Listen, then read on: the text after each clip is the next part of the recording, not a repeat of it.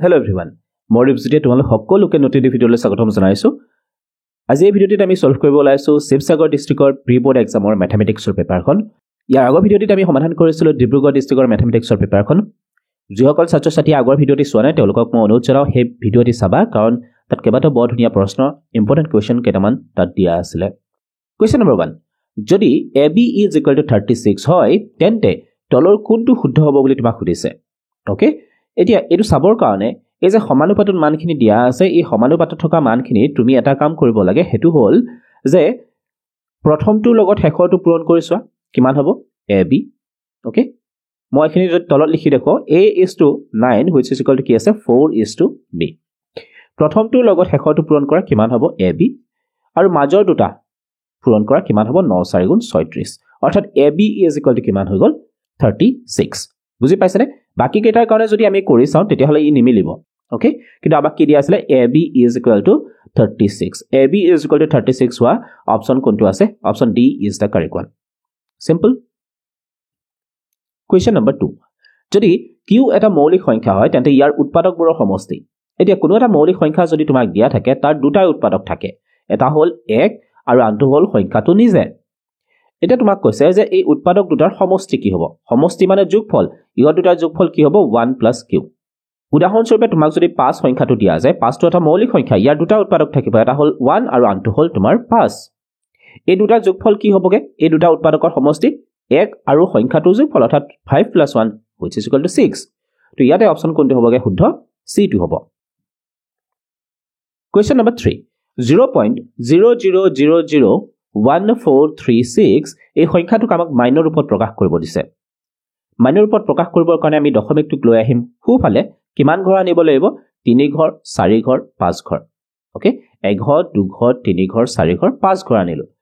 এটি ইয়াক আমি এনেকৈ লিখিম 1.436 into 10 to the power কিমান আহিব -5 কিমান ঘৰ আহিলো খুফালে 5 ঘৰ আহিলো গতিকে শুদ্ধ অপচন কোনটো হ'ব তেতিয়া হলে এটো হ'ব question number 4 যদি n² - 1 কি হয় 8 ৰে বিভাজ্য হয় তোমাক কৈছে যে n² - 1 8 ৰে বিভাজ্য হয় এতিয়া এই n² - 1 টোকটো আমি এনেকৈ লিখিব পাৰো এটো a² - b² সূত্ৰৰ নিচিনা হৈ আছে হয়নে অৰ্থাৎ ইয়াৰ পৰা আমি লিখিব পাৰো n + 1 into n - 1 এতিয়া ইয়াতে এটা কথা তুমি মন কৰা যে এই যে n ৰ মানটো হ'ব এই n ৰ মানটো আমি কি লম যদি আমি n ৰ মানটো যুগ্ম সংখ্যা লও তেতিয়া কি হ'ব যদি আমি n ৰ মানটো অযুগ্ম সংখ্যা লও তেতিয়া কি হ'ব যদি n ৰ মানটো যুগ্ম সংখ্যা লও তেতিয়া হলে যুগ্ম সংখ্যাৰ লগত এক যোগ কৰিলে কি হৈ যাব অযুগ্ম যুগ্ম সংখ্যাৰ লগত এক যোগ কৰিলে অযুগ্ম হৈ যাব হয়নে অৰ্থাৎ মই যদি ইয়াতে 6 লৈ লও তেতিয়া হলে কি হ'ব 6 + 1 7 এটা অযুগ্ম সংখ্যা পাই যাম 6 - 1 that will be also অযুগ্ম সংখ্যা হয় নাই কিন্তু যদি মই অযুগ্ম সংখ্যা লৈ লও অযুগ্ম মানে n ৰ ঠাইত যদি মই 7 লৈ লও তেতিয়া কি হ'ব n ৰ ঠাইত যদি মই 7 লৈ লও 7 + 1 8 হৈ যাব আৰু 7 - 1 6 হৈ যাব ইয়াত 8 আহি গল আহিছে নে আহিছে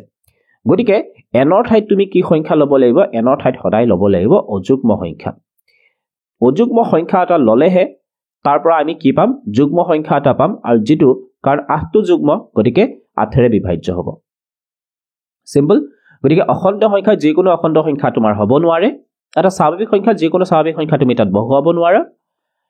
এটা অযুগ্ম অখণ্ড সংখ্যা so this is the correct answer question number 5 p² =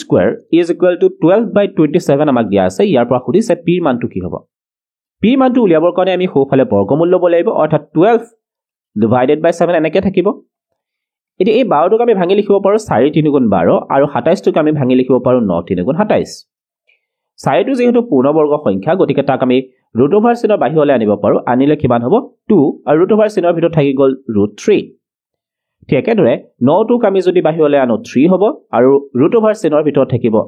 3 √3 cancel গ'ল এতিয়া আমাৰ হাতত থাকিলে 2/3 যেটো এটা কি হয় পৰিমেয় সংখ্যা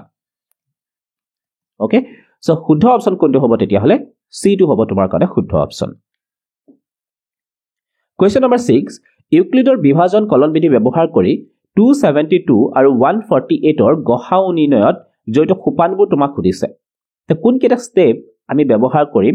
272 আৰু 148 ৰ গসাউ নিৰ্ণয় কৰিবৰ কাৰণে তো প্ৰথম কামটো হ'ল আমি সদায় ডাঙৰ সংখ্যাটোৰ পৰা আৰম্ভ কৰোঁ ডাঙৰ সংখ্যাটো এনেকৈ ল'ম 148 ইনটু সামথিং হ'বগে অৰ্থাৎ ইয়াতে কোনটো আছে অপচন 2 যেটো আছে হেতু প্ৰথমতে আহিব 2 ষ্টেপটো প্ৰথমতে আহিব তো 2 ষ্টেপ প্ৰথমতে থকা অপচন কি আছে এ অপচনটোত আছে আৰু ডি অপচনটোত আছে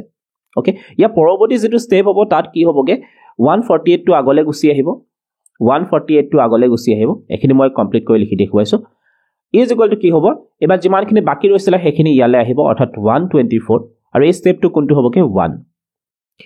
গতিকে 2 ৰ পিছত কোন আহিব 1 so option A is the correct one এই মানখিনি আমি ইয়াৰ ষ্টেপ কেটা চাইও আমি ক'ব পাৰো প্ৰথমতে যদি আমি মন কৰো সবচে ডাঙৰ সংখ্যাটো আগতে আহিব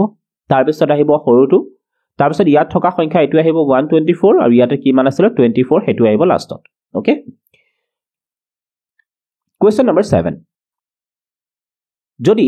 a is equal to 2n plus 13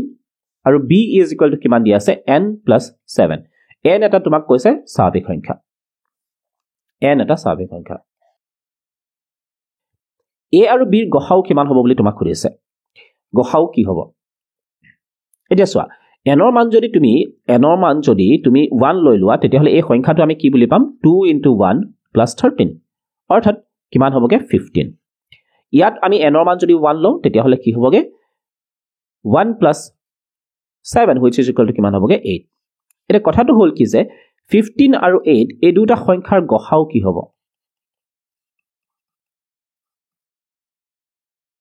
একেই হ'ব কাৰণ একৰ বাদে অন্য সাধাৰণ উৎপাদক ইয়াৰ নাই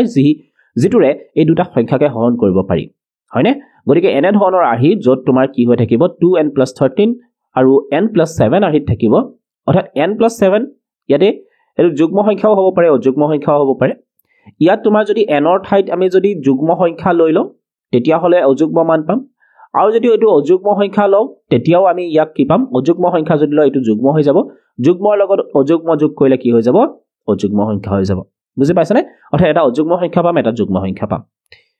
সো প্ৰায়ভাগ ক্ষেত্ৰতে আমি দেখিবলৈ পাম যে ইয়াৰ যেটো গসাউ হ'ব হেতু কি হ'বগে 1 হ'ব question number 8 x cube plus ax square plus bx plus c এটা বহুপদ আমাক দিয়া আছিল ত্ৰিঘাত বহুপদ তাত আমাক কৈছে যে এটা শূন্য হয় তোমাৰ -1 ওকে তো প্ৰথমে আমি বহুপদলৈ মন কৰো x cube plus ax square plus bx plus c তো এটা বহুপদ আমাক দিয়া আছিল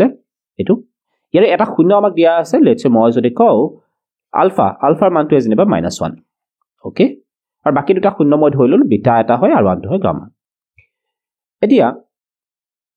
প্ৰথমে যদি আমি আলফা ইনটু বিটা ইনটু গামাৰ মানটো উলিয়াবলৈ চেষ্টা কৰো alpha into beta into gamma কি হ'বগে -d/a ওকে ইয়াত আলফাৰ মানটো যেহেতু -1 হেতু আমি -1 ইয়াতে লিখিলো দেন বিটা ইনটু গামা থাকিলে তোমাৰ আৰু d ৰ মানটো ইয়াতে কি আছিল c আছিল ডিভাইডেড বাই a ৰ মানটো কি আছিল 1 অৰ্থাৎ ইয়াৰ পৰা আমি পালো মাইনাস মাইনাস ক্যান্সেল যাব তোমাৰ হাতত থাকিলে beta into gamma which is equal to c next আকৌ মন কৰা যে যেটো বহুপদ আমাক দিয়া আছিল তাৰ কাৰণে যেহেতু এটা শূন্য -1 হয় গতিকে মই কি কৰিব পাৰো এই বহুপদটোত -1 যদি মই বহুৱাই দিও তেতিয়া হলে ইয়াৰ মানটো কি হৈ যাব শূন্য হৈ যাব নহয় নে এটি ইয়াত যদি আমি মানখিনি বহুৱাবলৈ চেষ্টা কৰো x কিউব অৰ্থাৎ -1 cube plus a into -1 square plus b into -1 plus c is equal two 0 -1 cube কৰিলে হ'ব -1 -1 square কৰিলে হ'ব +1 +1 into a that is a b into -1 minus b plus c is equal to 0 ইয়াৰ পৰা যদি মই c টো বাওফালে ৰাখো তেতিয়া হলে বাকিখিনি সোফালে গুচি যাব তেতিয়া হলে কি হ'বগে a টো গুচি যাব মাইনাস হলে b টো হ'ব প্লাস আৰু -1 টো কি হৈ যাব +1 এটি ইয়াত তোমাৰ c মানটো আছিল এটো আৰু ইয়াত তোমাৰ c মানটো হৈ গল ইয়াতে এটো এতিয়া এক নম্বৰ সমীকৰণত যদি মই c ৰ মানটো বহুৱাই দিও অৰ্থাৎ beta into gamma is equal to কি হ'বগে -a plus b plus 1 okay -a plus b minus a plus b plus 1 so d is the correct answer beta into gamma কি আছিল শূন্য দুটাৰ পূৰণফল যি দুটা শূন্য বাকি আছিল সেই দুটাৰ পূৰণফল হ'ব তোমাৰ b minus a plus 1 question number 9 এটা দ্বিঘাত বহুপদ আমাক দিয়া আছে দ্বিঘাত বহুপদটো আমাক দিছে x square plus 3x plus k এই দ্বিঘাত বহুপদটোৰ এটা শূন্য আমাক দিয়া আছে 2 ওকে তো এটা শূন্য আমাক দিয়া আছে 2 এটা তোমাক সুধিছে k এৰ মানটো কি হ'ব গতিকে একে ধৰণে আমি কৰিব পাৰো px ৰ মান আমাক কি দিয়া আছে x square plus 3x plus k গতিকে মই x ৰ ঠাইত কি বহুৱাই দিম 2 বহুৱাই দিম দিলে কি হৈ যাব বহুপদটোৰ মান 0 হৈ যাব ইয়াৰ যদি মই এতিয়া x ৰ ঠাইত 2 লিখো তেতিয়া হলে কি হ'ব 2 square plus 3 into 2 plus k which is equal to 0 2 square কৰিলে হ'ব তোমাৰ 4 plus 3 into 2 6 plus k is equal to 0 আৰু ইয়াৰ পৰা আমি কি লিখিব পাৰো k is equal to কি হ'ব তেতিয়া হলে 4 plus 6 10 হোফালে যদি আহে -10 অৰ্থাৎ k এৰ মানটো আমি পালো -10 so option b is the correct one question number 10 p এটা স্টেটমেন্ট আমাক দিয়া আছে কৈছে শূন্য বহুপদ ৰাশিৰ মাত্ৰা শূন্য বহুপদ ৰাশিৰ মাত্ৰা শূন্য নহয় এটো কি হ'ব তোমাৰ অনিৰ্ণয় হ'ব এটা অশূন্য ধ্ৰুবক বহুপদৰ বহুপদ ৰাশিৰ মাত্ৰা 1 এটা অশূন্য ধ্ৰুবক বহুপদ ৰাশিৰ মাত্ৰা 0 হ'ব ওকে ধ্ৰুবক বহুপদ তোমাক কৈছে ধ্ৰুবক বহুপদৰ মাত্ৰা সদায় কি হ'ব 0 হ'ব সো আমি দেখা পালো যে প্ৰথম স্টেটমেন্টটো তোমাৰ ভুল হয় দ্বিতীয় স্টেটমেন্টটো তোমাৰ ভুল হয় গতিকে শুদ্ধ অপচন কোনটো হ'ব p অশুদ্ধ q অশুদ্ধ option d is the correct one question number 11 তোমাক এটা বহুপদ দিয়া আছে px is equal to কিমান দিয়া আছে x - 2 whole square আৰু দিয়া আছে x - 1 whole cube বহুপদটো লেখ দিলে x অক্ষক সেট কৰা বিন্দুৰ সংখ্যা আমাক উলিয়াব দিছে গতিকে মই ইয়াক 0 বুলি যদি ধৰি লও is equal to 0 তেলে ইয়াৰ পৰা মই লিখিব পাৰো x - 2 square which is equal to 0 আৰু লিখিব পাৰি x - 1 whole cube is equal to 0 আৰু ইয়াৰ পৰা আমি x ৰ মানটো কি লিখিব পাৰো x - 2 is equal to 0 আৰু ইয়াৰ পৰা লিখিব পাৰি x is equal to 2 ঠিক একেদৰে ইয়াৰ পৰা আমি লিখিব পাৰো x - 1 is equal to 0 আৰু ইয়াৰ পৰা আমি লিখিব পাৰো x is equal to 1 কিন্তু ইয়াত যদি তুমি কথা এটা মন কৰা ইয়াত x - 2 কিমান বাৰ পূৰণ হৈ আছিল দুবাৰ হৈ আছিল গতিকে আমি তাৰ পৰা x ৰ মান 2 কিমান বাৰ পাম দুবাৰ পাম ইয়াত x - 1 whole cube হৈ আছিল গতিকে x - 1 into x - 1 into x - 1 হৈ আছে আৰু প্ৰতিবাৰতে আমি x ৰ মানটো কি পালো হয় 1 পালো হয় অৰ্থাৎ টোটাল যদি আমি চাবলৈ যাও টোটাল হৈ গল 5 টোটাল কিমান হয় 5 আৰু এই বহুপদটোক যদি তুমি এক্সপান্ড কৰিও চোৱা তেতিয়া হলে ইয়াৰ পৰা x স্কয়াৰ আহিব আৰু ইয়াতে তোমাৰ থাকিব x to the power 3 আৰু এই দুটা পূৰণ কৰিলে কিমান হ'ব x to the power 5 বহুপদটো হিচাপত যদি আমি মন কৰো তেতিয়া হলে ইয়াৰ 5টা শূন্য থাকিব হয়নে কিমানটা শূন্য থাকিব 5টা কিন্তু নিৰ্দিষ্ট হিচাপত যদি আমি মন কৰো কেইটা বিন্দুত সেট কৰিব ই কেৱল দুটা বিন্দুতহে সেট কৰিব কেইটা বিন্দুত সেট কৰিব দুটা বিন্দুত সেট কৰিব গতিকে শুদ্ধ অপচনটো হ'ব তোমাৰ a question number 12 এটা বহুপদ আমাক দিয়া আছে gx which is equal to x cube minus 4x plus a gx ৰ মান আমাক কি দিয়া আছে x cube minus 4x plus a এতিয়া কৈছে যে x minus 3 ৰে হৰণ কৰিলে ভাগশেষ 5 পোৱা যায় x minus 3 ৰে যদি আমি ইয়াক হৰণ কৰো তেতিয়া হলে কিমান পোৱা যায় 5 ভাগশেষ পোৱা যায় এতিয়া চোৱা x minus 3 ইয়াৰ পৰা x ৰ মানটো আমি কি লব পাৰো 3 লব পাৰো এটা ভাগশেষ উপবাদ্য অনুসৰি মই যদি ইয়াতে x ৰ ঠাইত 3 বহুৱাও তেতিয়া হলে কি হ'ব ইয়াৰ মানটো কিমান পোৱা যায় বুলি কৈছে 5 পোৱা যায় গতিকে ইয়াত আমি মানখিনি বহুৱাবলৈ চেষ্টা কৰো x ৰ ঠাইত কি আহিব 3 cube minus 4 into 3 plus a which is equal to কিমান হ'ব 5 3 কিউব কৰিলে কিমান হ'ব 27 4 3 গুণ 12 আৰু ইয়াতে তোমাৰ থাকিলে a which is equal to কিমান 5 27 ৰ পৰা 12 বিয়োগ কৰিলে কিমান হ'বগে 15 15 plus a which is equal to 5 আৰু ইয়াৰ পৰা যদি আমি a ৰ মানটো উলিয়াও তেতিয়া হলে কি হ'বগে 5 minus 15 15 টো ইফালে আহিলে কি হ'ব মাইনাস হৈ যাব গতিকে ইয়াতে তোমাৰ থাকিলে -10 অৰ্থাৎ a is equal to -10 option a is the correct one question number 13 আমাক কি কৈছে তলৰ সমীকৰণবোৰ বিবেচনা কৰা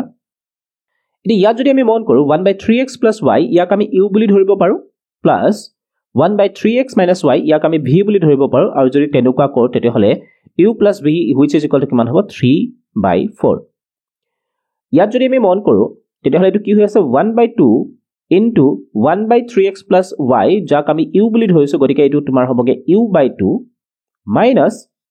1/2 আছিল গতিকে এটো তোমাৰ হ'বগে v/2 is equal to কিমান হ'ব -1/8 so শুদ্ধ অপচন কোনটো হ'ব তেতিয়া হলে option a is the correct one question number 14 যদি দুডাল ৰেখা সমান্তৰাল হয় কি হয় সমান্তৰাল এটা সমান্তৰাল কেতিয়া হ'বগে দুডাল ৰেখা যেতিয়া a1 by a2 is equal to b1 by b2 is not equal to c1 by c2 হ'ব ওকে তো এটা সমীকৰণ আমাক অলৰেডি দিয়া আছে 3x - 2y which is equal to 5 তোমাক কৈছে আনডাল ৰেখাৰ সমীকৰণ কি হ'ব এতিয়া এই চাৰিটা অপচনৰ যিমান কেইটা সমীকৰণ আমাক দিয়া আছে চাৰিটা সমীকৰণ এই সমীকৰণ কেইটাৰ পৰা আমি কি কৰিব লাগিব a1 বুলি ল'ব পাৰা বা a2 ল'ব পাৰা b2 ল'ব পাৰা আৰু c2 ইয়াৰ পৰা মানখিনি লৈ আমি অনুপাত কেইটা উলিয়াই চালে যদি হেখৰটো সমান নহব প্ৰথম দুটা সমান হ'ব কিন্তু হেখৰটো সমান নহব হেতুৱে আমাৰ কাৰণে শুদ্ধ অপচন হ'বগে তো প্ৰথমতে আমি যদি a ৰ কাৰণে কৰি চাও a ৰ কাৰণে a1 by a2 মানটো কি হ'ব ওপৰখিনিক মই a1 b1 আৰু c1 বুলি কম আৰু তলৰখিনিক মই a2 b2 আৰু c2 বুলি ধৰি লম তো প্ৰথমতে মানটো কি হ'ব a1 ৰ মান আছিল তোমাৰ 3 ইয়াতে a2 ৰ মান আছিল 9 অৰ্থাৎ ইয়াৰ মানটো হৈ গ'ল 1 by 3 3 ৰে 3 কেবাৰ 3 ৰে 9 তিনিবাৰ b1 by b2 ৰ মানটো হৈ গ'ল তোমাৰ b1 by b2 ওপৰত আছিল -2 তলত আছিল 8 অৰ্থাৎ ইয়াৰ মানটো কিমান হ'বগে 1 by 4 এই দুটা মান কি নহল সমান নহল প্ৰথম দুটা মান আমাক কি লাগিব সমান হ'ব লাগিব হয়নে গতিকে option A is not the correct option B কাৰণে যদি আমি কৰি চাও বি কাৰণে কি হ'ব a1 by a2 is equal to 3 by -12 অৰ্থাৎ 3 এ যদি মই কাটো তেতিয়াহলে ইয়াৰ মানটো কিমান হ'ব -1 by 4 b1 by b2 ৰ মানটো যদি মই উলিয়াবলৈ চেষ্টা কৰো কিমান হ'ব -2 divided by -8 minus cancel 2 ৰে 2 কেবাৰ 2 ৰে 8 কিমান বাৰ যাব 4 বাৰ এই দুটা মানো কিন্তু সমান নহয় এটা নেগেটিভ হৈ আছে এটা পজিটিভ গতিকে option B is not a correct one C অপচনটো যদি আমি মন কৰো a1 by a2 কিমান হ'বগে 3 by -12 3 by -12 ইয়াৰ মানটো কিমান হ'ব 3 ৰে 3 কেবাৰ 3 ৰে 12 4 বাৰ আৰু আগত আহি যাব এটা মাইনাস চিন b1 by b2 ৰ মানটো কিমান হ'বগে b1 ৰ মান আছিল -2 divided by 8 2 ৰে 2 কেবাৰ যাব 2 ৰে 8 তোমাৰ 4 বাৰ আৰু মাইনাস থাকিব দেখা পালো যে এই দুটা মান কি হৈ আছে সমান হৈ আছে নহয়নে এতিয়া আমি c1 by c2 ৰ মানটো উলিয়াই চাও c1 by c2 কিমান হ'বগে 5 by 7 তো আমি দেখা পালো যে কি হয় এই সমীকৰণটোৰ আৰ্হিত বৰ্ধনকে মিলি আছে গতিকে শুদ্ধ অপচন কোনটো হ'ব c2 হ'ব Question number 15 x by a is equal to y by b is equal to 1 সমীকৰণটোৱে অক্ষ দুডালৰ লগত কৰা আয়তৰ কালি তোমাক সুধিছে এটা সমীকৰণটোলৈ যদি আমি মন কৰো x by a is equal to কি দিয়া আছে y by b which is equal to 1 এটা প্ৰথমে মই ইয়াৰ পৰা এনেকৈ লিখিব পাৰো x by a is equal to 1 আৰু y by b is equal to মই কি লিখিব পাৰো 1 আৰু ইয়াৰ পৰা যদি মই x ৰ মানটো লিখো তেতিয়াহলে কি হ'ব a হ'ব আৰু ইয়াৰ পৰা যদি মই y মানটো লিখো তেতিয়াহলে কি হ'ব b হ'ব ওকে এতিয়া ইয়াক যদি আমি গ্ৰাফত উপস্থাপন কৰিবলৈ চেষ্টা কৰো ভালকে মন কৰিবা ইয়াক যদি মই গ্ৰাফত উপস্থাপন কৰিবলৈ চেষ্টা কৰো ধৰা হলে এডাল তোমাৰ x অক্ষ আছিল আৰু এডাল তোমাৰ y অক্ষ এটা তোমাক কৈছে যে x = a যেডাল লেখ হ'ব হেডাল কেনেকুৱা হ'ব x = a ইয়াৰ পৰা ইয়াল a ডিসটেন্স বুলি ধৰা এই লেখডাল হ'ব এনেকুৱা y অক্ষৰ সমান্তৰাল y = b ইয়াৰ লেখটো আমি কেনেকৈ আঁকিব পাৰো y মানটো কি আছে b গতিকে মই ইয়াত ধৰি ললো b আৰু লেখডাল পাৰ হৈ যাব তোমাৰ এনেকৈ x অক্ষৰ সমান্তৰাল ভাবে বুজি পালানে প্ৰথম সমীকৰণটো আমি কিহৰ কাৰণে আঁকিলো এই সমীকৰণটো হৈ গল তোমাৰ x = a ৰ কাৰণে আৰু এই সমীকৰণটো যেডাল লেখ আঁকিলো হেডাল হৈ গল তোমাৰ y = b ৰ কাৰণে ওকে y = b এটা এই যে আয়ত ক্ষেত্ৰত আমি মন কৰিছো এই আয়ত ক্ষেত্ৰটোৰ তোমাৰ কি হয় কালি উলিয়াব লাগে তো আয়তৰ কালি উলিওৱা সূত্ৰটো কি আছিল দিশ পূৰণ প্ৰস্থ কালি = দিশ পূৰণ প্ৰস্থ তো দিশ হৈ গল ইয়াতে দিশটো কি হ'বগে a প্ৰস্থ কি হৈ গল b অৰ্থাৎ মানটো কি হ'ব ab বৰ্গ একক Question number 16 যদি p এটা মৌলিক সংখ্যা হয় ওকে তেতিয়াহলে ইয়াৰ কেইটা উৎপাদক থাকিব দুটা উৎপাদক থাকিব এটা হৈ গল 1 আৰু আনটো হল p টো নিজে p ৰ উৎপাদকদ্বয়ক মূল হিচাপে লোৱা অৰ্থাৎ এই দুটাক মূল হিচাপে ল'ব দিছে ইয়াক আমি আলফা বুলি ক'ব পাৰো ইয়াক আমি বিটা বুলি ক'ব পাৰো গঠন কৰা দ্বিঘাত সমীকৰণটো তোমাক লিখিব দিছে মূলৰ সহায়ত দ্বিঘাত সমীকৰণ যেটো আমি লিখো তাৰ আদৰ্শ আইটো হল x² - alpha plus beta x plus alpha beta is equal to 0 ইয়াত যদি আমি মানখিনি বহুৱাই দিও x² alpha plus beta কি হ'ব 1 plus p or p plus 1 x plus p into 1 which is equal to 0 অৰ্থাৎ আমি যদি আকৌ এবাৰ লিখো তেতিয়াহলে ইয়াৰ মানটো হ'ব p into 1p which is equal to 0 গতিকে শুদ্ধ অপচন কোনটো হ'ব তেতিয়াহলে option B is the correct one Question number 17 যদি দ্বিঘাত সমীকৰণটোৰ ভেন নিৰূপক বা নিৰ্দেশক আমাক কৈছে 1 হয় তেন্তে p মান ওকে তো আমাক দিয়া আছে দ্বিঘাত সমীকৰণটো দিয়া আছে 6x² - bx + 2 which is equal to 0 তোমাক কৈছে যে b² - 4ac যাক আমি ভেদ নিৰূপক বুলি কওঁ ইয়াৰ মানটো কি হয় 1 হয় ইয়াত এতিয়া আমি মানখিনি বহুৱাই দিলে কি হ'ব -b² অৰ্থাৎ ইয়াতে কি আছিল b² right -b whole square -4 * a মানটো ইয়াতে কিমান আছে 6 * c মানটো ইয়াতে কি হৈ আছে 2 which is equal to 1 -b² কৰিলে কি হ'ব b² + b² আৰু এইখিনি পূৰণ কৰিলে কিমান হ'বগে 6 * 4 = 24 24 * 2 = 48 which is equal to কিমান হ'ব 1 b² is equal to কিমান হ'বগে 48 টো এফালে আহিলে প্লাস হৈ যাব তো 48 + 1 49 অৰ্থাৎ b মানটো কি হ'বগে তোমাৰ ৰুট ওভাৰ ল'ব লাগিব ৰুট ওভাৰ ল'লে কি হ'ব 49 ৰ বৰ্গমূল কিমান হ'ব 7 so plus minus 7 so option C is the correct one question number 18 এটা সমান্তৰ প্ৰগতি দিয়া আছে কৈছে 10 তম পদটো কি হ'ব তো সমান্তৰ প্ৰগতিৰ প্ৰথমটো পদ ইয়াতে আমি কি দেখা পাইছো 2 সাধাৰণ অন্তৰ কিমান হ'ব দ্বিতীয় পদটোৰ পৰা প্ৰথম পদটো বিয়োগ কৰিলো দ্বিতীয় পদ আছিল তোমাৰ 7 ৰ পৰা 2 মাইনাস কৰিলে কিমান হ'ব 5 এটা আমি কিমান তম পদ উলিয়াব লাগে 10 তম পদৰ কাৰণে আমি লিখিব পাৰো a10 a + 9d a মানটো হৈ গ'ল 2 + 9 * 5 9 5 * 45 45 ৰ লগত 2 যোগ কৰিলে 47 option B is the correct one question number 19 এটা সমান্তৰ প্ৰগতিৰ p + q তম পদটো হয় m ওকে p + q তম পদটো কি হয় m আৰু p - q তম পদটো কি হয় n তেন্তে তোমাক কৈছে p তম পদটো কি হ'ব এটি ইয়াৰ পৰা আমি কি লিখিব পাৰো p + q তম পদ which is equal to কি দিয়া আছে m দিয়া আছে গতিকে ইয়াক যদি আমি প্ৰথম পদটো যদি আমি a বুলি ধৰি লও আৰু সাধাৰণ অন্তৰ যদি আমি d বুলি ধৰো তেতিয়াহলে আমি এনেকৈ লিখিব পাৰো নেকি a plus ওকে n - 1 সূত্ৰটোলে প্ৰথমতে মন কৰা a n is equal to কি আছিল a plus n - 1 into d এটো আছিল n তম পদৰ ফৰ্মুলা ৰাইট গতিকে ইয়াৰ পৰা মই লিখিব পাৰো a plus n - 1 ইয়াতে n ৰ মানটো কি আছিল p plus q minus 1 into d is equal to m আৰু ইয়াৰ পৰা তেতিয়াহলে কি লিখিব পৰা যাব a plus এবাৰ তোমাৰ n ৰ মানটো কি আছে p minus q তাৰ পৰা আকৌ -1 কৰিম -1 into d which is equal to কি হ'ব n এতিয়া যদি আমি এই দুখিনিকে যোগ কৰি দিও তেতিয়াহলে কি হ'ব a plus a this will be twice a plus এখানে যোগ হ'ব p plus q minus 1 plus p minus q minus 1 আৰু তোমাৰ ইয়াতে পূৰণ হৈ থাকিব d is equal to m plus n q cancel goal okay আমি এটো কেনেকৈ লিখিব পাৰো আৰু cancel যেহেতু না যায় twice a plus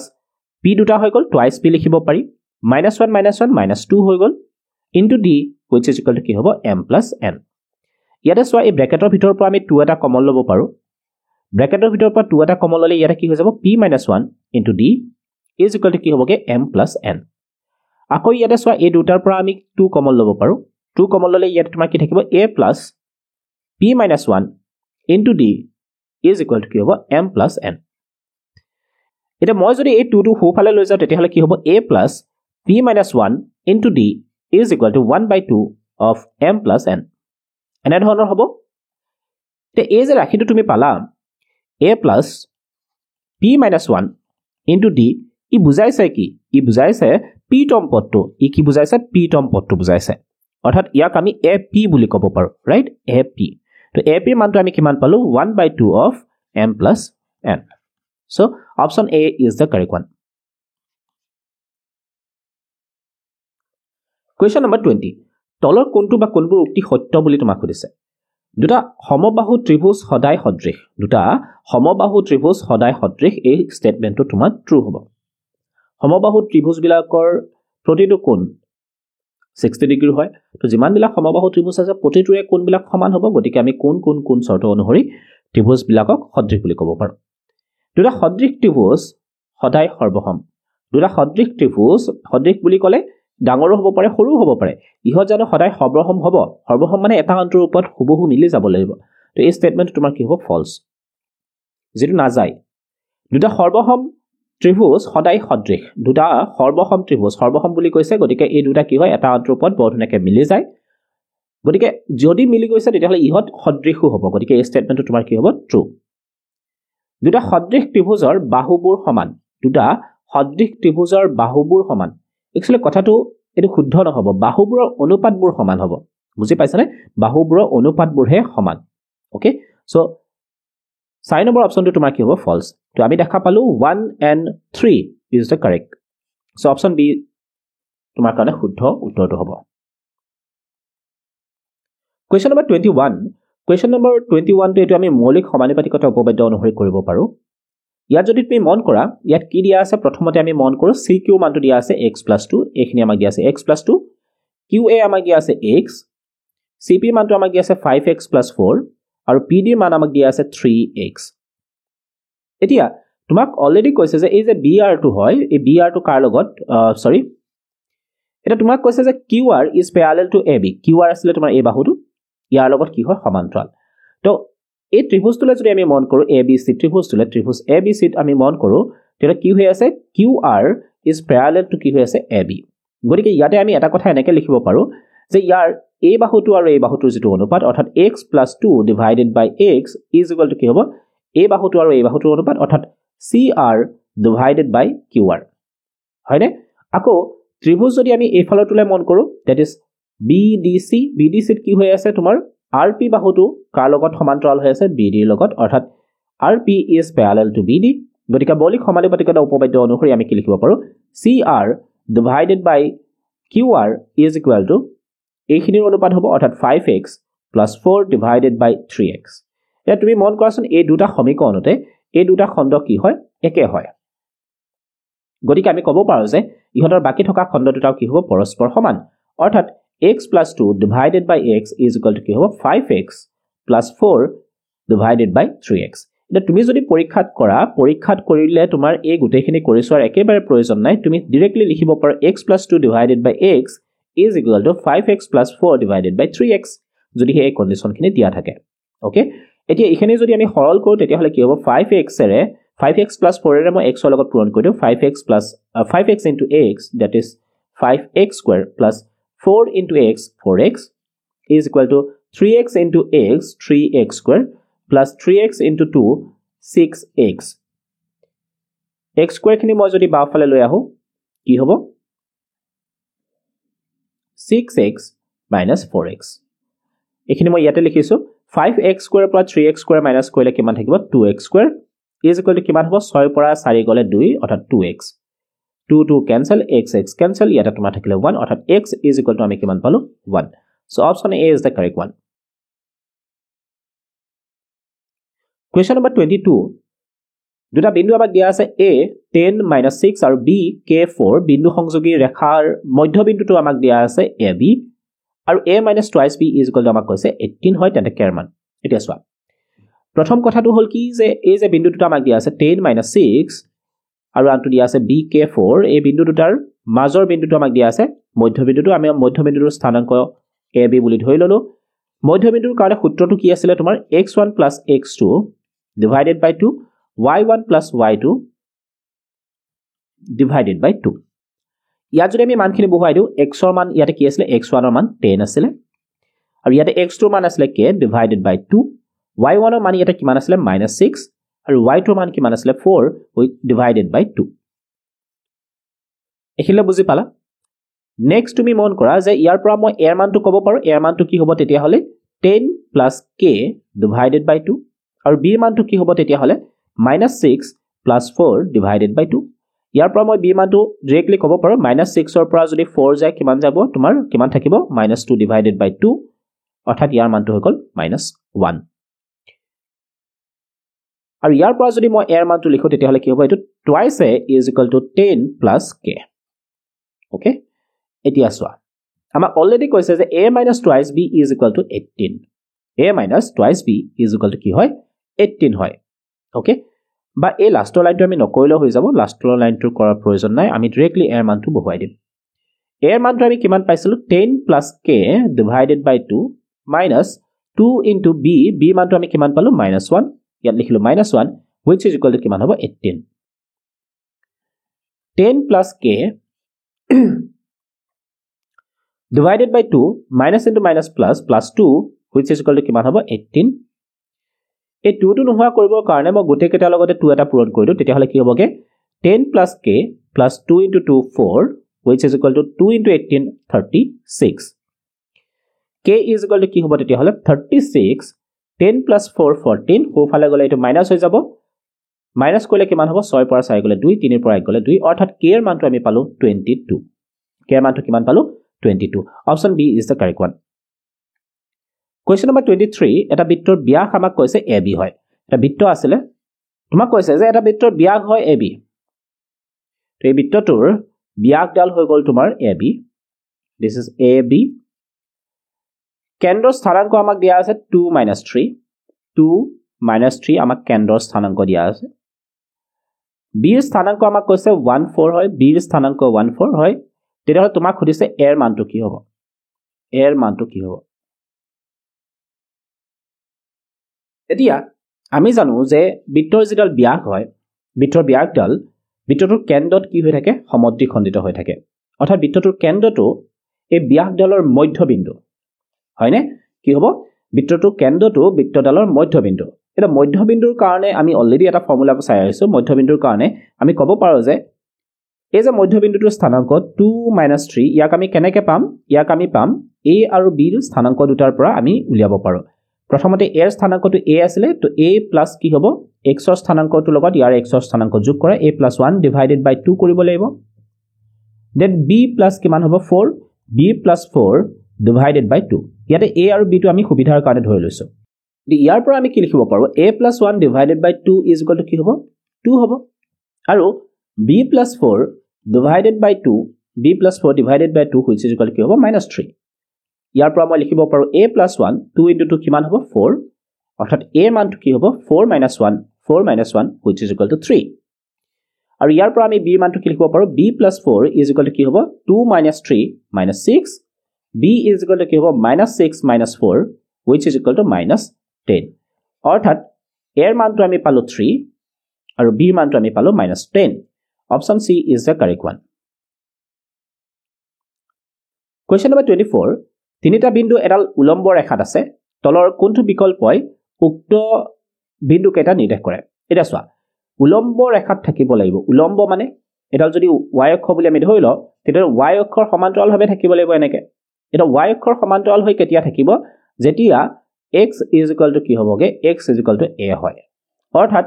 x এৰ স্থানাঙ্কটো যদি তোমাৰ কি হয় একে হয় x এৰ স্থানাঙ্কটো যদি একে হয় তেতিয়া হলে তুমি ক'ব পাৰা যে হেডাল উলম্ব হ'ব বুজি পালানে গতিকে ইয়াতে চোৱাচোন x এর স্থানাঙ্ক কোড একে হৈ আছে ইয়াতে 0 আছে ইয়াতে 4 আছে ইয়াতে 0 গতিকে এটো হ'ব নোৱাৰে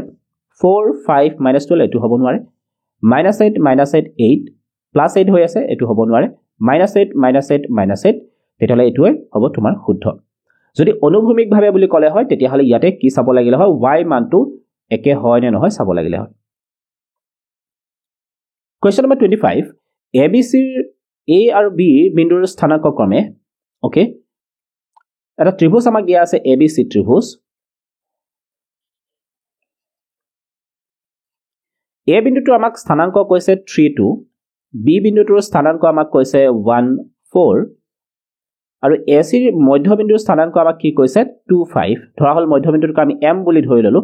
2 5 এটা তোমাক খুদিছে bc ৰ মধ্যবিন্দু ধৰা হল bc ৰ মধ্যবিন্দু আমি ইয়াতে n বুলি কৈছো তো n ৰ মানটো লেটছে আমি x আৰু y বুলি ধৰি ললো এটা তোমাক কৈছে n ৰ স্থানাংক কি হ'ব এটা ইয়াত আমি এটা কাম কৰিব পাৰো কি কৰিব পাৰো এই যে c বিন্দুটো আছে c বিন্দুটো আমি উলিয়াই লব পাৰো প্ৰথমতে বুজি পাইছা না কি কৰিব পাৰো c বিন্দুটো আমি উলিয়াই লব পাৰো কেনেকৈ উলিয়াব পাৰো এই যে ac বাহুটো আছিল ac বাহুটোৰ মধ্যবিন্দু হল m গতিকে মধ্যবিন্দুৰ ফৰ্মুলাটো আমি ইউজ কৰি কিনে ইয়াৰ মানটো এনেকৈ লিখিব পাৰো নেকি মধ্যবিন্দু m m ৰ মান কি আছিল 2 5 আৰু ইয়াক আমি কেনেকৈ পাম a আৰু c ৰ স্থানাংক কেইটা যোগ কৰি তাক 2 ৰে হৰণ অৰ্থাৎ 3 + a বা তুমি ক'ব পাৰা যে a + 3 ডিভাইডেড বাই 2 আৰু আনটো কি হ'ব b + 2 ডিভাইডেড বাই 2 ইয়াৰ পৰা আমি কি লিখিব পাৰো a + 3 divided by 2 is equal to ইয়াৰ x ৰ স্থানাংকখিনি কাৰ সমান হ'ব ইয়াৰ সমান হ'ব ইয়াৰ y স্থানাংকখিনি 5 ৰ সমান হ'ব অৰ্থাৎ b + 2 divided by 2 is equal to কিমান হ'ব 5 ইয়াৰ পৰা আমি এনেকৈ লিখিব পাৰো a + 3 ইজ ইকুৱেল টু কি হ'ব 2 * 2 4 আৰু a ৰ মানটো কি হ'ব তেতিয়া হলে 4 - 3 which is equal to 1 ঠিক আছে ইয়াৰ পৰা আমি লিখিব পাৰো b + 2 is equal to কিমান হ'ব 5 * 10 this implies b is equal to 10 - 2 which is equal to 8 অৰ্থাৎ c বিন্দুটো আমি স্থানাংক গম পালো 1 কি হয় 8 হ'ব এখিলে বুজি পালা প্ৰথমতে আমি c বিন্দুটো স্থানাংক উলিয়ালো এটা c বিন্দুটোৰ স্থানাংক যদি আমি গম পাও তেতিয়া হলে b আৰু c ৰ মাজৰ বিন্দু যেটো আছিল আমাক যেটো উলিয়াব দিছিলে হেতৰ মানো আমি উলিয়াব পাৰিম এতিয়া তো গতিকে আমি লিখিব পাৰো x y এটো মধ্যবিন্দুটো এই মধ্যবিন্দুটোক আমি কেনেকৈ পাম b আৰু c ৰ স্থানাংক দুটাৰ পৰা আমি পাম অৰ্থাৎ 1 + 1 ইয়াৰ x ৰ স্থানাংক ইয়াৰ x ৰ স্থানাংক দুটা লোৱা তাক ডিভাইডেড বাই 2 কৰা y স্থানাংক দুটা লোৱা 4 + 8 ডিভাইডেড বাই 2 ওকে তেতিয়াহলে ইয়াৰ পৰা মই লিখিব পাৰো x কি হ'ব 1 + 1 2 ডিভাইডেড বাই 2 আৰু y কি হ'ব তেতিয়া হলে 4 + 8 which is equal to 12 divided by 2 x ৰ মানটো আমি পালো 1 আৰু y মানটো আমি কিমান পালো 6 so যেটো মধ্যবিন্দু আছিল তাৰ স্থানাংক কি হ'ব n 1 6 so option b is the correct one question number 26 তোমাক কৈছে 10p is equal to cot q তে 10 আৰু cot ৰ মান কেতিয়া সমান হয় 45 ডিগ্ৰী সমান হ'ব হয় নাই 10 45 ডিগ্ৰী যেটো মান হেতু cot 45 ডিগ্ৰী লগত সমান হয় ওকে তোমাক এতিয়া কৈছে p + q মান কি হ'ব অৰ্থাৎ এটো p মান হ'ব এটো q মান হ'ব p + q কি হ'ব তেতিয়া হলে 45 + 45 which is equal to 90 degree so option a is the correct one question number 27 theta কি মানৰ বাবে sin theta is equal to cos theta sin theta is equal to cos theta কেতিয়া হ'ব 45 degree হয় okay so option c is the correct one question number 28 তোমাক কৈছে sin a is equal to cos 33 degree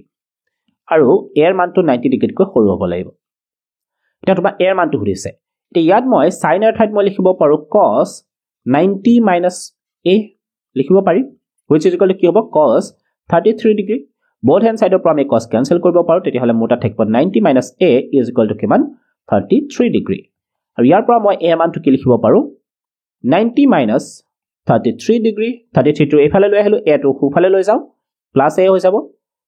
অৰ্থাৎ a is equal to আমি কিমান পালো 10 ৰ পৰা 3 গলে 7 8 8 ৰ পৰা 3 গলে 5 অৰ্থাৎ 57 degree is your answer question number 29 a cos theta plus b sin theta ইয়াৰ মানটো আমাক দিয়া আছে m আৰু আমাক দিয়া আছে a sin theta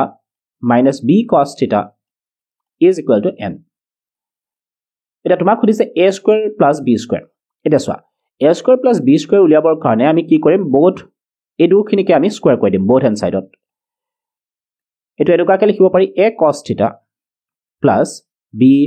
sin theta whole square is equal to কি হ'বগে m square ইয়াৰ পৰা আমি এনেকৈ লিখিব পাৰো a sin theta minus b cos theta is equal to n square এখিলে বুজি পালা এটো স্কয়াৰ হ'ব ওকে দেখিন যদি মই এক্সপান্ড কৰি দিও তেতিয়া হলে কি হ'বগে এটো প্ৰথমটোৰ বৰ্গ অৰ্থাৎ a square cos square theta plus 2 into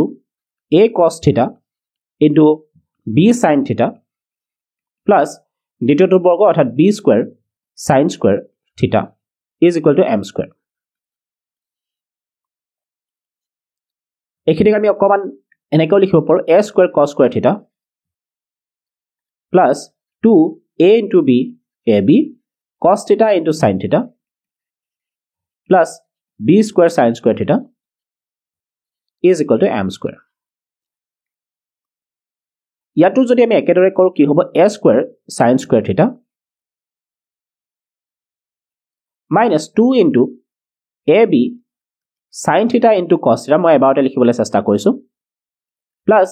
b square cos square theta is equal to n square okay next যদি মই এই 1 নম্বৰ আৰু 2 নম্বৰ সমীকৰণ দুটাক যোগ কৰি দিও তেতিয়া হলে কি হ'বগে 1 plus 2 কৰিলে a square cos square theta মই দীঘলীয়াকে লিখি থাকিবলৈ ইচ্ছা কৰা নাই ইয়াত তুমি মন কৰা গুটেখিনি যোগ হ'ব ইয়াৰ বাও পক্ষৰ লগত ইয়াৰ বাও পক্ষটো যোগ হ'ব গতিকে ইয়াতে তোমাৰ a square cos square theta আছিল ইয়াতে কি আছে a square sin square theta অৰ্থাৎ মই a square টো কমন ল'ব পাৰো তেতিয়া কি থাকিবগে তোমাৰ cos square theta plus sin square theta. ইয়াতে চোৱা twice ab cos theta sin theta আছে ইয়াত আছে minus twice ab cos theta sin theta গতিকে এই দুটা খণ্ড কি হৈ যাব ক্যান্সেল হৈ যাব b square sin square theta ইয়াতে আছে b square cos square theta ইয়াতে আছে যেটা যোগ কৰিম তেটা b square টো আহিব আৰু ভিতৰত তোমাৰ থাকিব sin square theta plus cos square theta আৰু হো পক্ষত কি আছিল m square আৰু ইয়াতে আছে n square অৰ্থাৎ m square plus n square cos square theta plus sin square theta মানটো হৈ গল 1 গতিকে ইয়াতে তোমাৰ থাকিব a square plus b square is equal to m square plus n square. So option B is the correct one. Question number 30. 5 cm ব্যাসাৰ্ধ বিশিষ্ট এটা বৃত্তৰ দুডাল সমান্তৰাল স্পৰ্শকৰ মাজৰ দূৰত্ব ব্যাসাৰ্ধ দিয়া আছে কিমান সেন্টিমিটাৰ 5 সেন্টিমিটাৰ 5 ৰ দুগুণ কিমান হ'ব 10 অৰ্থাৎ তোমাৰ আনসাৰটো হ'ব 10 সেন্টিমিটাৰ এটা কথাটো কি হ'ল কথাটো এইটোৱে যে তোমাক যদি এটা বৃত্ত দিয়া থাকে তেতিয়াহলে বৃত্তটোৰ যে দুডাল সমান্তৰাল স্পৰ্শক হ'ব সমান্তৰাল স্পৰ্শক এই সমান্তৰাল স্পৰ্শক কেডাল এনেকৈ পাৰ হৈ যাব ইহতৰ মাজৰ দূৰত্বটো কি হ'ব ইহতৰ মাজৰ দূৰত্বটো ব্যাসডালৰ যেটো দূৰত্ব হেতুৱে হ'ব এটা আমাক যেটো ব্যাসাৰ্ধৰ মান দিয়া আছে ব্যাসাৰ্ধৰ মান আমাক কিমান দিয়া আছে 5 সেন্টিমিটাৰ গতিকে ব্যাসৰ মান কি হ'ব 5 দুগুণ 10 অৰ্থাৎ 10 সেন্টিমিটাৰ Question number 31 এটা বৃত্তৰ স্পৰ্শকে বৃত্তটোক এটা বিন্দুত সেট কৰে yes এটো হয় এটা বৃত্ত যদি থাকে তেতিয়াহলে ইয়াৰ স্পৰ্শকে কি কৰিব এটা বিন্দুত সেট কৰে কেৱল এটা বিন্দুত এটা বহি বিন্দুৰ পৰা বৃত্তলৈ টনা স্পৰ্শকবোৰ কি হয় সমান দৈৰ্ঘ্যৰ এটা বহি বিন্দু যদি থাকে তাৰ পৰা আমি যিমান বিলাক স্পৰ্শক অংকন কৰিব পাৰো সৰ্বোচ্চ দুডাল আঁকিব পাৰি এই দুডাল স্পৰ্শক কি হয় পৰস্পৰ সমান দৈৰ্ঘ্যৰ হয় This is also true বৃত্তৰ ওপৰত থকা এটা বিন্দুৰ মাজেদি দুডাল স্পৰ্শক টানিব পাৰি এই স্টেটমেন্টটো তোমাৰ কি হ'ব ফলছ হ'ব কাৰণ বৃত্তৰ ওপৰত থকা এটা নিৰ্দিষ্ট বিন্দুৰ মাজেৰে আমি কেৱল এডাল হে স্পৰ্শক অংকন কৰিব পাৰো এডাল ছেদকে বৃত্তটোক দুটা বিন্দুত সেট কৰে ছেদক হলে কি হ'ব এনেকৈ কাটিব দুটা বিন্দুত সেট কৰে গতিকে হেকৰ যেটো আমাক পইণ্ট দিয়া আছে এটো কি হ'ব তোমাৰ শুদ্ধ হ'ব তো আমি দেখা পালো 1 2 আৰু 4 শুদ্ধ হ'ব গতিকে option D is the correct one Question number 32 পাই সমতুল্য পাই মানটো আমি কেনেকৈ পাও পাই মানটো আমি পাও আসলে 2 পাই r বুলি ক'লে মই অকমান কথা তোমালৈ দেখুৱাই থব বিচাৰিছো 2 পাই r বুলি ক'লে আমি কি গম পাওঁ বৃত্তটোৰ পৰিধিক আমি c বুলি লিখিব পাৰো নহয় জানো আৰু ইয়াৰ পৰা যদি মই পাই মানটো লিখিবলৈ চেষ্টা কৰো তেতিয়াহলে কি হ'ব c divided by 2r 2r মানে আকৌ তোমাৰ কি আছিল বৃত্তটোৰ ব্যাস গতিকে ইয়াতে মই লিখিব পাৰো c by d অৰ্থাৎ পাই মানটোক আমি এনেদৰে উপস্থাপন কৰিব পাৰো বৃত্তৰ পৰিধি divided by বৃত্তটোৰ ব্যাস বৃত্তটোৰ পৰিধি divided by বৃত্তটোৰ Vyas so option c is the correct one Question number 33 এটা বৃত্তৰ পৰিধি আমাক দিয়া আছে 22 সেন্টিমিটাৰ বৃত্তৰ পৰিধি আমাক কিমান দিয়া আছে 22 সেন্টিমিটাৰ বৃত্তৰ এটা চুকৰ কালি এটা চুক বুলি ক'লে বৃত্তটো এটো ধৰি লোৱা বৃত্তটো এটা চুক মানে এই অংশখিনি আমাক কালি লাগে এটা তোমাক পৰিধি তোমাক দিয়া আছে 22 সেন্টিমিটাৰ অৰ্থাৎ 2 পাই r ৰ মান আমাক দিয়া আছে কিমান সেন্টিমিটাৰ 22 সেন্টিমিটাৰ ইয়াৰ পৰা যদি মই পাই মানটো ইয়াতে বহুৱাই দিও 22/7 r ৰ মানটো তোমাৰ থাকিলে r ৰ মানটো আমি উলিয়াব লাগে ওকে So 22 cancel r ৰ মানটো তেতিয়া হলে কি হ'ব ইয়াতে 2/7 আছিল এফালে আহিলে 7/2 r ৰ মানটো আমি গম পালো 7/2 এই অংশটোৰ কালি এটা চুকৰ কালি উলিয়াবৰ কাৰণে আমি কি কৰিম গোটেই বৃত্তটোৰ কালি কিমান হয় পাই r স্কয়াৰ গোটেই বৃত্তটোৰ কালি পাই r স্কয়াৰ এটা চুকৰ লাগে গতিকে 1/4 হ'ব 1/4 অফ পাই মানটো হৈ গল তোমাৰ 22/7 r ৰ মানটো আমি কিমান গম পালো 7/2 স্কয়াৰ আছে গতিকে দুবাৰ লিখা 7 cancel দুইৰে কাটিব পাৰি কিমান বাৰ 11 বাৰ ওপৰ তোমাৰ হৈ গল 7 11 77 আৰু তলত তোমাৰ হৈ গল 4 দুগুণ 8 অৰ্থাৎ ইয়াৰ মানটো আমাৰ কিমান হৈ গল 77/8 centimetre square So option C is the correct one Question number 34 এটা ঘড়ীৰ মিনিটৰ কাটাৰ দৈৰ্ঘ্য তোমাক কৈছে 14 সেন্টিমিটাৰ এটা ঘড়ীৰ মিনিটৰ কাটাডালৰ দৈৰ্ঘ্য কিমান সেন্টিমিটাৰ 14 সেন্টিমিটাৰ 5 মিনিটত ঘড়ী কাটাডালৰ দ্বাৰা ঘূৰণৰ কালি তোমাক সুধিছে কিমান মিনিটৰ 5 মিনিটৰ এটা এটা কথা ইয়াতে মন কৰা যে মিনিটৰ কটাডালৰ কাৰণে আমি কিমান বাৰ গতি কৰে 60 টাইমছ হয় না 60 বাৰ মিনিটৰ কটা 60 মিনিটত 1 ঘণ্টা গতিকে ই এটা সম্পূৰ্ণ পাক ঘূৰিবৰ কাৰণে কিমান বাৰ যায় 60 বাৰ ৰাইট এতিয়া 5 মিনিটত ই কিমানখিনি ঘূৰিব সেই কথাটো আমি গম পাব লাগিব 60 মিনিটত হি এক পাক ঘূৰে 5 মিনিটত ই কিমান পাক ঘূৰিব মানে কিমানখিনি ঠাই সি ঘূৰিব সেই কথাটো আমি গম পাব লাগিব কেনেকৈ উলিয়াম 60 মিনিটত ই কিমান ডিগ্ৰী কভাৰ কৰে ইয়াৰ পৰা ইয়ালৈ এক পাক ঘূৰিব অৰ্থাৎ 360 ডিগ্ৰী কভাৰ কৰে 5 মিনিটত উলিয়াব লাগে 5 মিনিটত উলিয়াবৰ কাৰণে আমি কি কৰিম 360 ডিগ্ৰী ডিভাইডেড বাই 60 ডিগ্ৰী ইনটু 5 মিনিট হয়নে 60 ৰে 360 কাটিব পাৰি 6 6 গুণ 36 6 5 গুণ 30 অৰ্থাৎ 30 ডিগ্ৰী ই ঘূৰিব কিমান ডিগ্ৰী ঘূৰিব 30 ডিগ্ৰী ঘূৰিব এখিলে বুজি পালানে আকৌ কৈছো কথাখিনি মন কৰা মিনিটৰ কটাডালে এক পাক যদি ই সম্পূৰ্ণকৈ ঘূৰে তেতিয়াহ'লে ই কিমান ডিগ্ৰী কভাৰ কৰে 360 ডিগ্ৰী কভাৰ কৰে কিমান ডিগ্ৰী কভাৰ কৰে 360 ডিগ্ৰী এটা তোমাক কৈছে 5 মিনিটত ই কিমান ঘূৰিব হেতু প্ৰথমতে আমি উলিয়াই লওঁ 5 মিনিটত কিমান ঘূৰিব 360 ডিভাইডেড বাই 60 ইনটু 5 60 ৰে 360 কাটিলে 6 বাৰ 6 5 গুণ 30 অৰ্থাৎ ই 30 ডিগ্ৰী ঘূৰিব 5 মিনিটত কিমান ডিগ্ৰী ঘূৰিব 30 ডিগ্ৰী ওকে এতিয়া এই অংকটো আমি কালি উলিয়াব লাগে এই অংকটোৰ কালি উলিয়াবৰ কাৰণে আমি জাস্ট বৃত্তকলাৰ কালি সূত্ৰটো ব্যৱহাৰ কৰিম বৃত্তকলাৰ কালি সূত্ৰটো কি আছিল থিটা বাই 360 ইনটু পাই আৰ স্কয়াৰ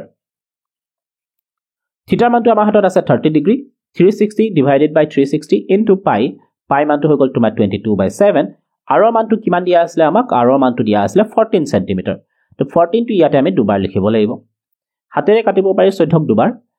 30 ৰে যদি আমি 360 কাটো 0 0 কেনসেল 3 ৰে 36 কিমান বাৰ যাব 3 বাৰ 36 2 ৰে কাটিব পাৰি 2 ৰে কাটিলে কিমান বাৰ যাব 6 বাৰ এই দুইটোৰে মই 12 কাটিলো 6 বাৰ গল আৰু কাটিব পাৰি 2 ৰে আকৌ যদি কাটো কিমান বাৰ যাব 3 বাৰ 2 ৰে কাটিলে কিমান বাৰ যাব 11 এতিয়া ইয়াত ওপৰত কি বাকি থাকিলে ওপৰত তোমাৰ থাকিলে 11 ইনটু 14 ডিভাইডেড বাই ইয়াতে তোমাৰ কি থাকিলে 3 সো 11 ইনটু 14 কৰিলে কিমান হ'বগে 451 divided by 3 So 154 divided by 3 is your answer.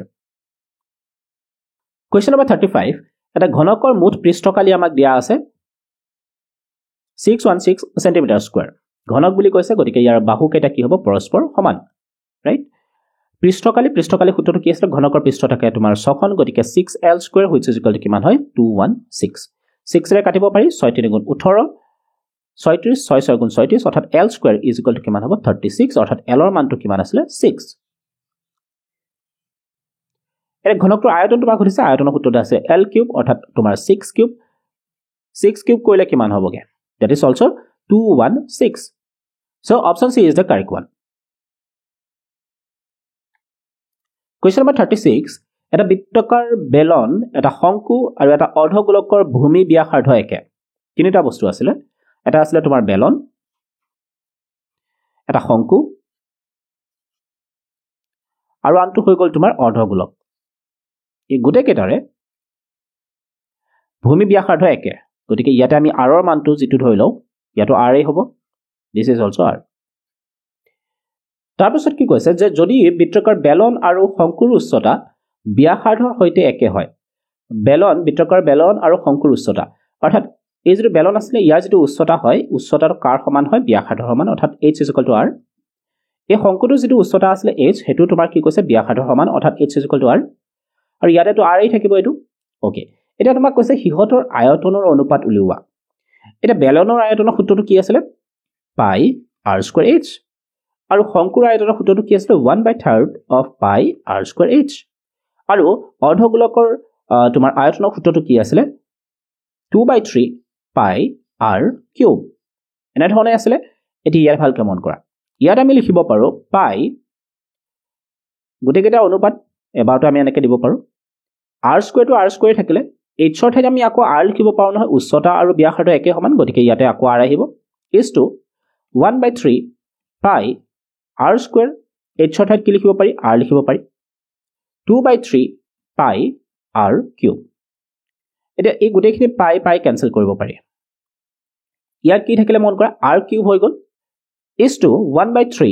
r cube is to 2/3 r cube okay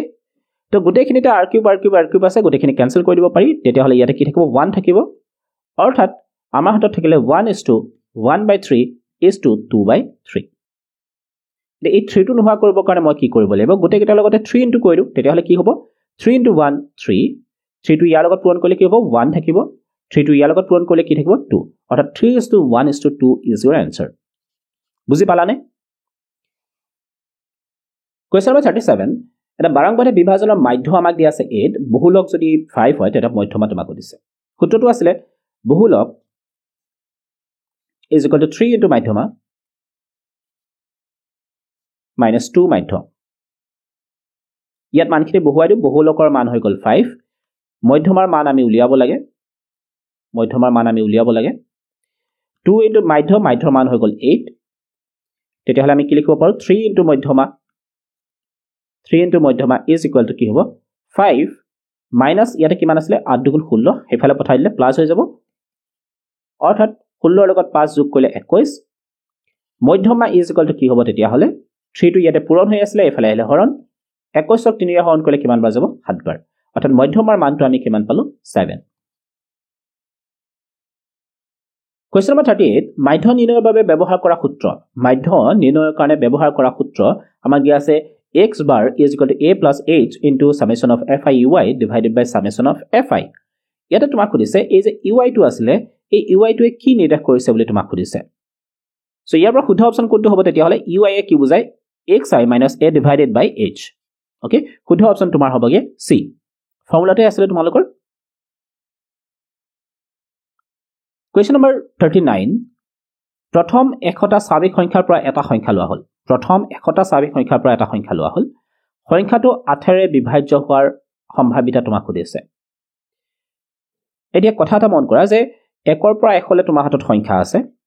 okay, এতিয়া ইয়াতে তুমি 8ৰে বিভাজ্য হোৱা সংখ্যা বিচাৰিব লাগে। প্ৰথমটো সংখ্যা কি হ'ব 8, 8 দুগুণ 16, 8 3 গুণ 24, 8 4 গুণ 32, এনেকৈ তোমাৰ গোটেইকেইটা উলিয়াই চাব লাগিব। ওকে, মই তলে তলে লিখিছো ৰবা। 8 দুগুণ 16, 8 3 গুণ 24, 8 4 গুণ 32, 8 5 গুণ 40, 8 6 48, 8 7 গুণ 56, 8 8 গুণ 64, 8 9 গুণ 72, 8 10 গুণ 80, 8 11 88, 8 12 96। ওকে, তো টোটাল আমি কিমানটা সংখ্যা পালো 1 2 3 4 5 6 7 8 9 10 11 12টা পালো। ওকে, সো 12টা সংখ্যা আমাৰ হাতত আছে, গতিকে 8ৰে বিভাজ্য হোৱাৰ সম্ভাৱিতা তেতিয়াহলে কি হ'ব 12/100। হয়নে, 12টা সংখ্যা আছে 8ৰে বিভাজ্য হোৱা, মুঠ সংখ্যা হৈ গল 100টা, গতিকে ইয়াক আমি 4ৰে কাটিব পাৰো, 4ৰে 3 বাৰ, 4ৰে কিমান বাৰ যাব 25 বাৰ, অৰ্থাৎ 3/25 is your answer। Question number 40. উদ্ধকমত সজোৱা আছে তথ্যৰাজি। এই তথ্যৰাজিৰ মাধ্যমা আমাক কৈছে 35 হলে x ৰ মান তোমাক সুধিছে। এতিয়া প্ৰথমে আমি মন কৰো যে ইয়াতে কিমানটা মান আছে 5টা মান আছে, অৰ্থাৎ n ৰ মানটো কিমান হয় 5, গতিকে মাজৰ মান কোন আছে ইয়াতে, মাজৰ মানটো হৈ গল তোমাৰ x + 30। তো x + 30 ইয়ে হ'ব মধ্যমা, অৰ্থাৎ ইয়াৰ মানটো তোমাক অলৰেডি দিয়া আছে, দ্যাট ইজ 35, আৰু ইয়াৰ পৰা x ৰ মানটো কি হ'ব 35 minus 30 which is equal to 5। So option B is the correct one। Question number 41. নিশ্চিত ঘটনা এটাৰ সম্ভাৱিতা 1, this is true। নিশ্চিত ঘটনাৰ সম্ভাৱিতা সদায় কি হয় 1 হয়।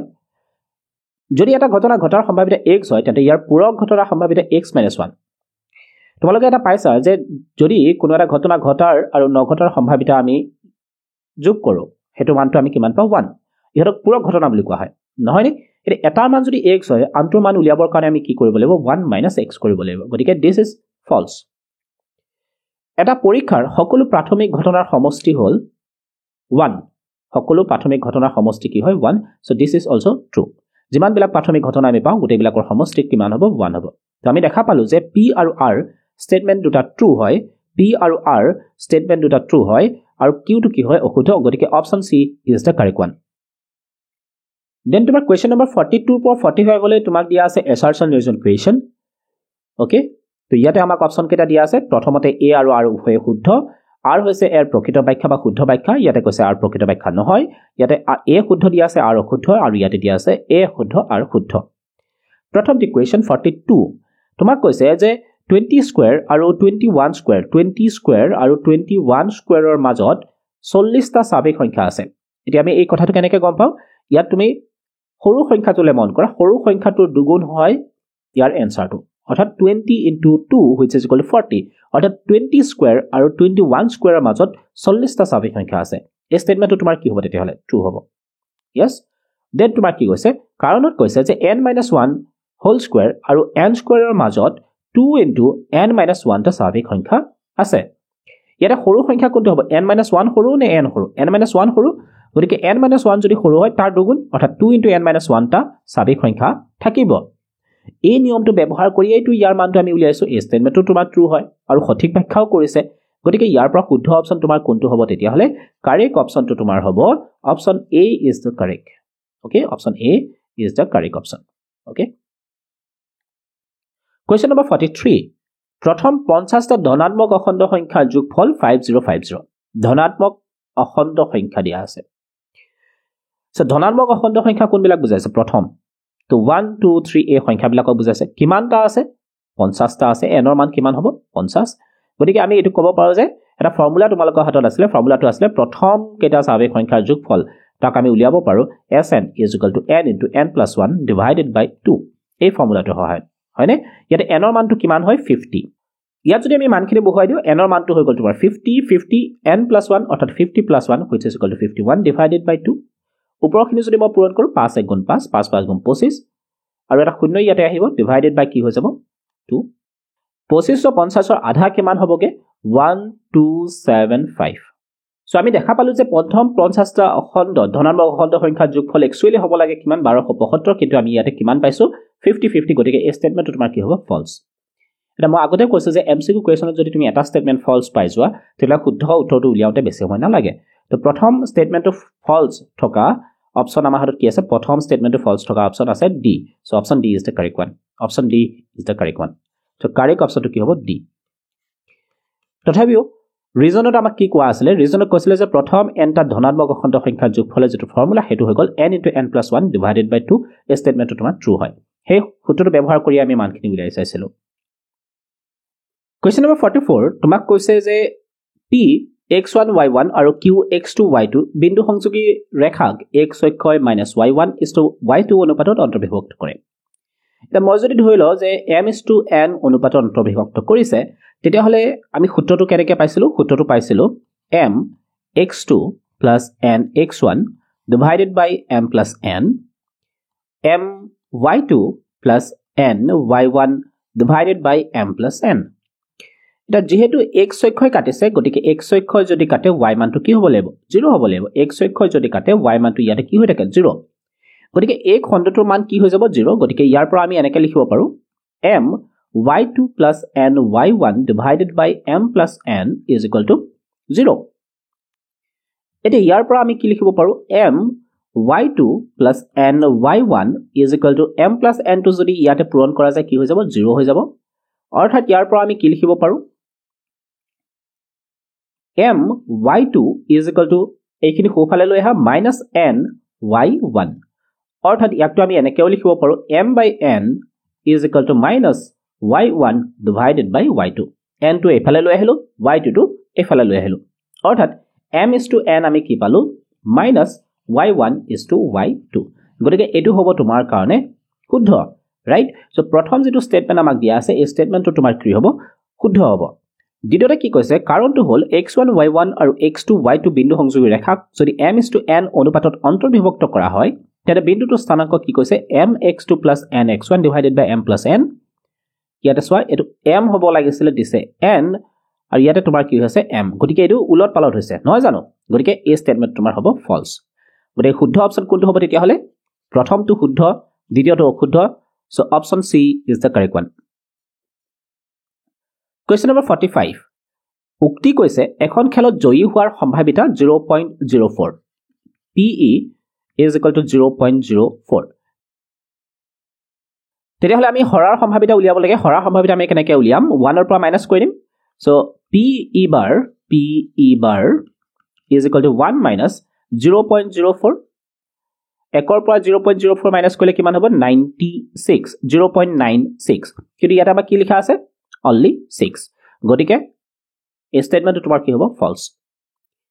কাৰণটো আমাক কৈছে কি কাৰণটো কৈছে যে PE কোনো এটা ঘটাৰ সম্ভাৱিতা আৰু নঘটাৰ সম্ভাৱিতা এই দুটা যোগ কৰিলে কিমান হয় 1 হয় এই ষ্টেটমেন্টটো তোমাৰ ট্ৰু গতিকে আমি দেখা পালো যে প্ৰথমটো অশুদ্ধ দ্বিতীয়টো শুদ্ধ গতিকে কাৰেক্ট অপচন কোনটো হ'বগে option D is the correct one এখানে তোমালোকৰ এটা ভাল খবৰ মই দিবলৈ ওলাইছো ভাল খবৰটো এইটোৱে যে পায়াছাম এপ এতিয়া প্লে ষ্টৰত উপলব্ধ হৈছে তোমালোকৰ কাৰণে গতিকে তোমালোকে এপটো ইনষ্টল কৰি তাত থকা বিভিন্ন ধৰণৰ ফ্ৰী টেষ্টে হওক বা বিভিন্ন ধৰণৰ ক্লাছ ফ্ৰী ডেমো ক্লাছ আছে সেইবিলাক তোমালোকে চাব পাৰা অ'কে সো লগতে ইয়াৰ উপৰি তোমালোকে মোৰ হোৱাটছআপ আৰু টেলিগ্ৰাম চেনেলটো জইন কৰিব পাৰা হেগো তোমালোকে এটা অনুৰোধ থাকিলে তোমালোকে যদি মোৰ ভিডিঅ'বোৰ চাই ভাল পাইছা তেতিয়াহ'লে চেনেলটো ছাবস্ক্ৰাইব কৰাৰ লগতে তোমালোকৰ বন্ধু বান্ধৱীৰ মাজতো শ্বেয়াৰ কৰিবা আৰু তোমালোকে যদি পাই আছা এপটো এতিয়াও ইনষ্টল কৰা নাই তেতিয়াহ'লে ইনষ্টল কৰি ল'ব পাৰা so thank you everyone have a nice day bye by